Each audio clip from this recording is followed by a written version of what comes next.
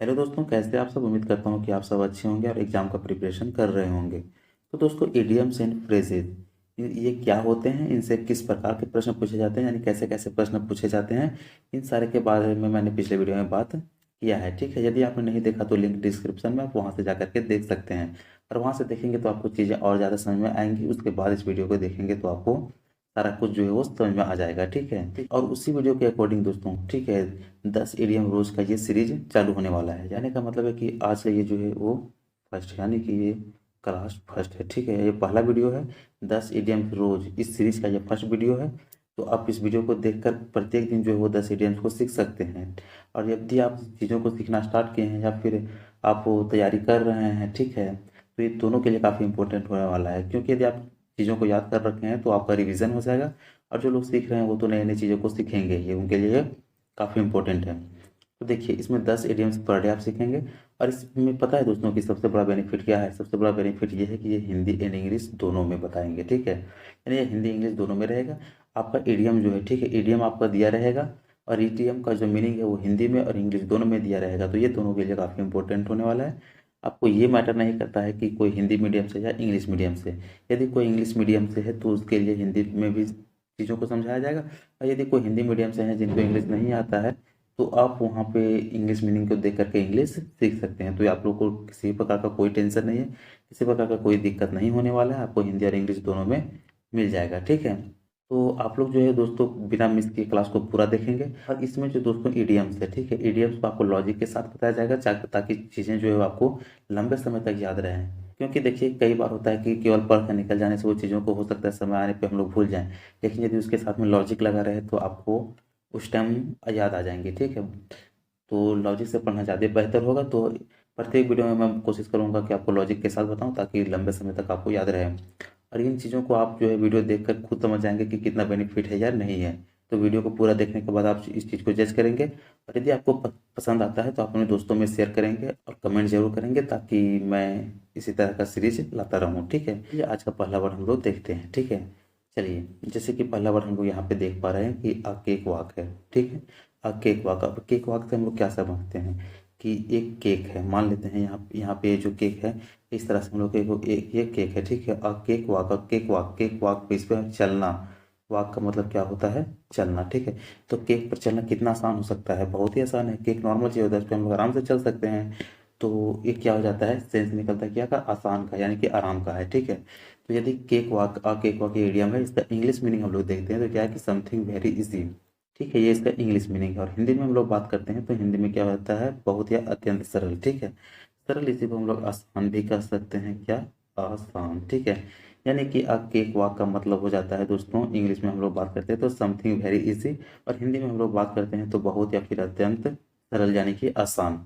तो अ cake walk idioms का मतलब आप लोगों को समझ में आ गया होगा। अब देखिए कि आप लोगों को इस तरह से बताने पे चीज़ें कितनी आसान लग रही होंगी कि केक एक नॉर्मल चीज़ है, उस पर वॉक करना यानी चलना आसान है।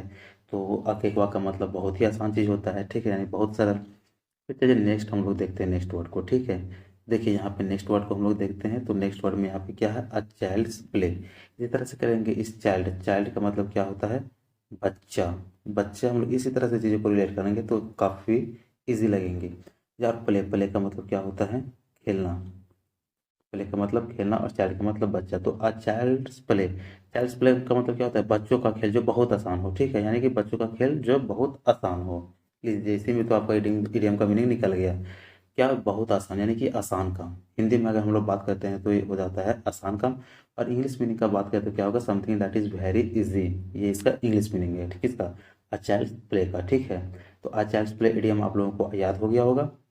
और इसमें भी यदि किसी प्रकार की कमी रहती है तो आप कमेंट करें ताकि मैं उन चीज़ों पर ध्यान दे पाऊँ। ठीक है, फिर चलिए नेक्स्ट पॉइंट को हम लोग देखते हैं। ठीक है, नेक्स्ट वर्ड, तो देखिए नेक्स्ट वर्ड आ जाता है अ क्लोज्ड बुक। क्लोज्ड का मतलब हम लोग जानते हैं कि क्लोज्ड का मतलब होता है बंद।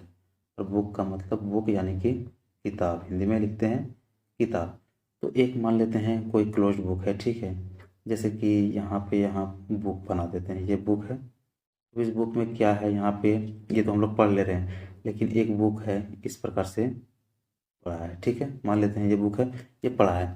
तो इस बुक में क्या है नहीं ये तो हम लोग पढ़ के जान सकते हैं, लेकिन ये बंद जो बुक है इसमें क्या है नहीं हम लोग को नहीं पता है, ठीक है, नहीं पढ़ पा सकते हैं ना, क्योंकि ऊपर से तो ढका हुआ है, वो बंद है बुक, तो अंदर की चीज़ों को हम लोग पढ़ेंगे कैसे।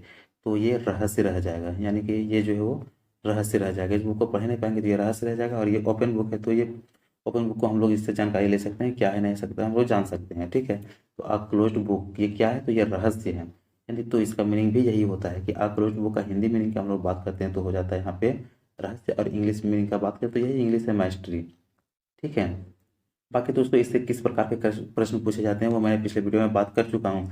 यदि आपने नहीं देखा तो ये लिंक डिस्क्रिप्शन में है, आप वहाँ से जाकर के देख सकते हैं कि एडीएम्स के प्रश्न कैसे पूछे जाते हैं और किन एग्जाम में किस तरह से प्रश्न पूछे जाते हैं, तो आप सारा कुछ वहाँ से देख सकते हैं। तो चलिए नेक्स्ट वर्ड पे बात करते हैं, ठीक है। तो यहाँ तक आप लोगों को समझ में आ गया, फिर चलिए नेक्स्ट यहाँ पे देखते हैं क्या है अ क्लोज्ड सेव, ठीक है, अ क्लोज्ड सेव। तो क्लोज्ड का मतलब यही होता है, क्लोज का मतलब देखिए दोस्तों, एक तो बंद होता ही है, ठीक है, एक बंद, और एक होता है कि बहुत नज़दीक, ठीक है।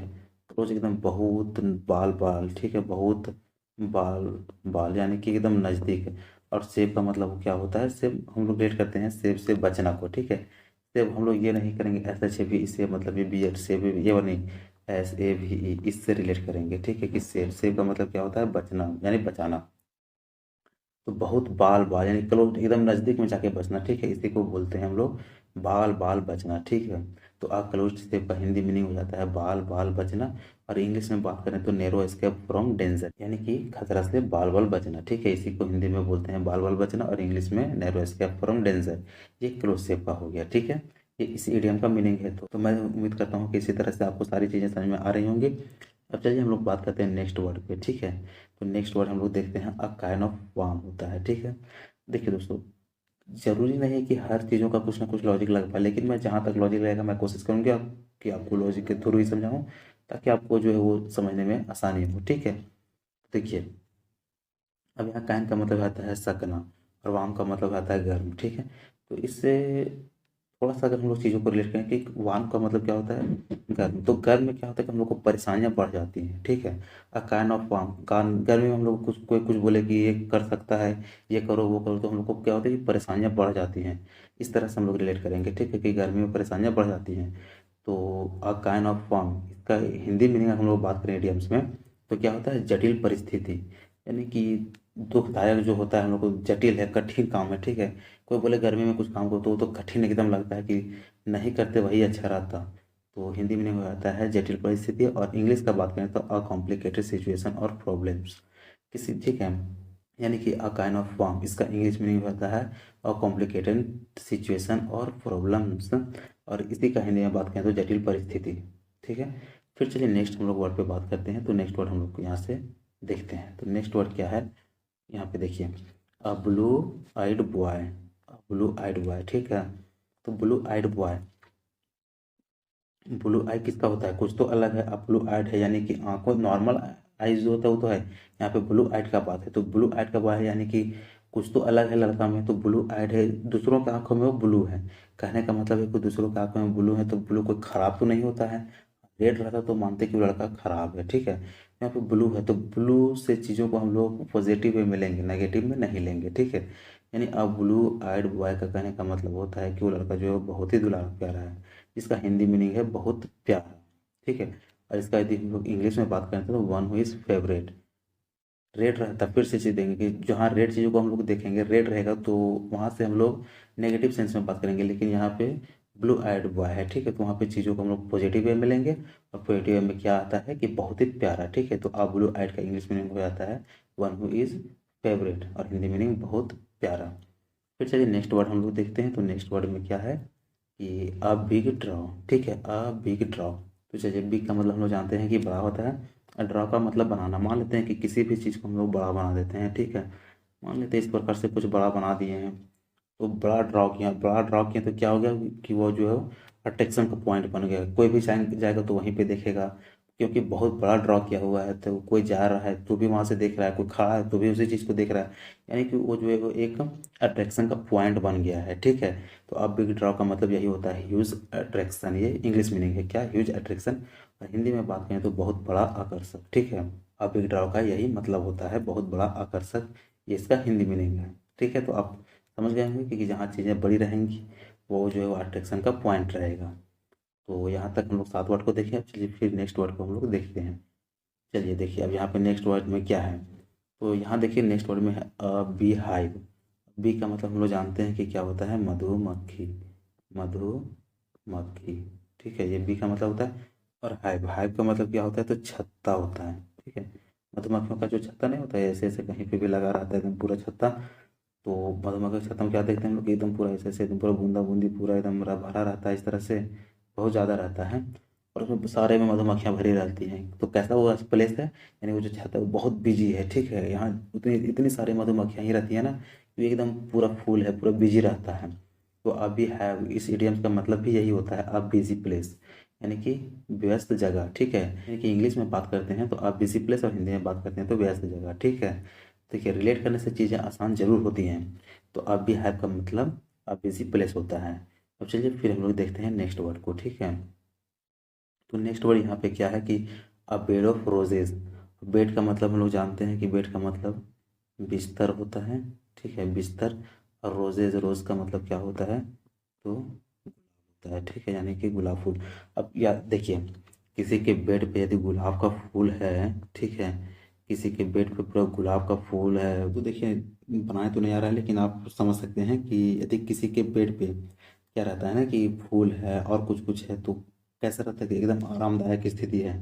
ऐसा तो नहीं है कि बेड उखड़ा पखड़ा है। जो लोग गरीब लोग होते हैं वो लोग तो बेड पे भी ऊपर से कुछ डालते भी नहीं है, ऐसे रहते हैं, तो दिक्कत हो जाता है। लेकिन जिनके बेड में क्या है, ब्लैक ऊपर से तो बिछा हुआ है, ठीक है, कोई गद्दा वगैरह मैट्रेस वगैरह है, लेकिन उसके साथ में भी क्या है कि उसके ऊपर रोज है, यानी फूल का गुलदस्ता बना हुआ है उसका प्रकार से।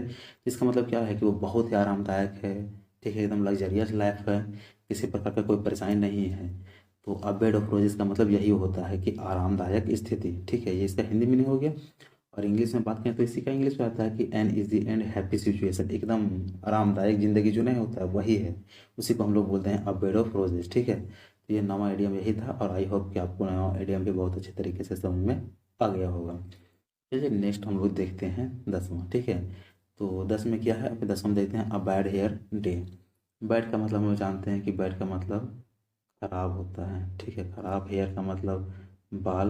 अब हम लोग चलिए, अब खराब बाल का दिन है, ठीक है, यानी बालें खराब है तो इसका मतलब क्या है कि एकदम बेकार है। जब शरीर का बालें खराब है तो एकदम मन तो किसकी चलेगा, एकदम लगेगा जैसे क्या है, बहुत बेकार है, अच्छा नहीं है, ठीक है। तो अब bad hair day, bad hair day का मतलब क्या होता है, यहाँ खराब बाल, तो हम लोग रिलेट करेंगे उस पूरे दिन से। खराब बाल यानी कि बैड हेयर का मतलब क्या होता है, मनहूस दिन, एकदम दिन ही बेकार है, कोई सही है ये नहीं है, ठीक है। यानी दिन जो है वो नज़र में सही है ही नहीं, तो उसी को हम लोग क्या बोलते हैं, अ बैड हेयर डे। ये idioms a bad hair day का मतलब यही होता है, मनहूस दिन हिंदी में। और इंग्लिश में बात करते हैं तो यही हो जाता है कि a day on which everything seems to go wrong, यानी कि उस दिन आपका कुछ भी सही नहीं हो रहा है तो आप उसको मनहूस दिन ही कहेंगे ना, कि ये दिन मेरे लिए बहुत ही मनहूस था, ठीक है, क्योंकि यह दिन मेरा सही है ही नहीं मेरे लिए। तो इसी को हम लोग क्या बोलते हैं, अ बैड हेयर्ड। तो यहाँ तक हम लोग जो है दोस्तों टोटल 10 इडियम्स को देखे, और 10 इडियम्स को हम लोग जो है पूरा लॉजिक वे में रिलेट करके देखे, तो चीज़ें बहुत ही आसान लगने लगी। और उम्मीद करता हूँ कि आप लोगों को भी ये आसान तरीके से सारा कुछ समझ में आ गया होगा। और इसके बावजूद भी यदि किसी प्रकार का डाउट रहता है तो आप कमेंट करें, और यदि आप लोगों को ये वीडियो से कुछ सीखने को मिला तो आप वीडियो को जरूर लाइक करें, अपने दोस्तों में शेयर करें, और चैनल को सब्सक्राइब कर बेल आइकन प्रेस कर लें, ताकि इसी तरह के नए नए वीडियो का नोटिफिकेशन आप लोगों तक पहुंच सके।